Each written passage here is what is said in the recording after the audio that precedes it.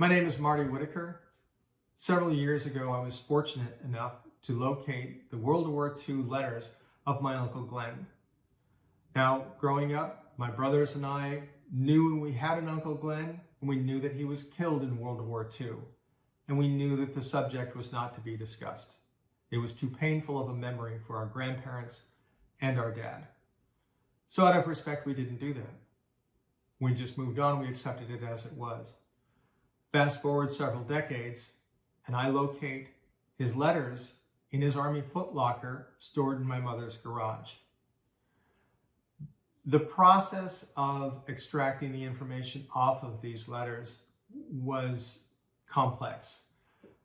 They had to be extracted from the envelopes. The paper was very brittle.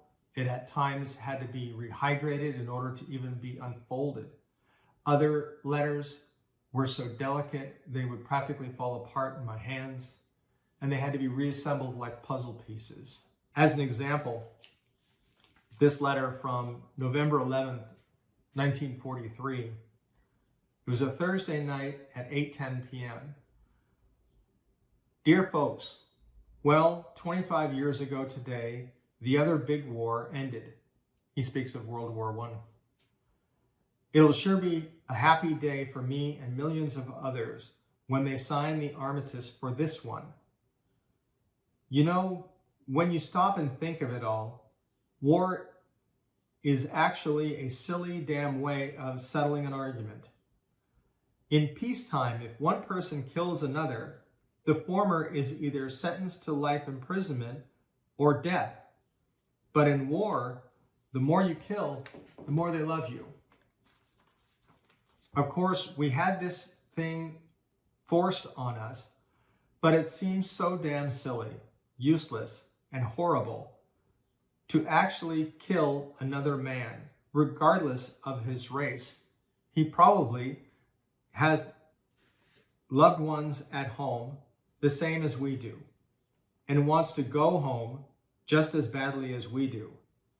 It seems like a hell of a thing to do to keep him from doing, eventually, the same thing I want more than anything else to do, go home and back to civilian life. I can kill him. Don't think I'm chicken, because if I don't get him, it's a damn cinch he's going to kill me. In fact, if I ever see one going down in a parachute, I'll cut him in two. So help me God. I'll do it because I know damn good and well that he'd do the same favor to me. All in all, it's the silliest, most useless, maniacal way in history to settle an argument. This is just a small piece of history that is now preserved and documented forever. In doing the research for these letters, I used several online resources, MyHeritage.com, Google, Wikipedia, because there's much more information online than what you can gather out of the correspondent's home. I was able to find out details of the actual crash that took his life. I was able to find out where he was serving, and several memorial markers from around the country that he's listed in.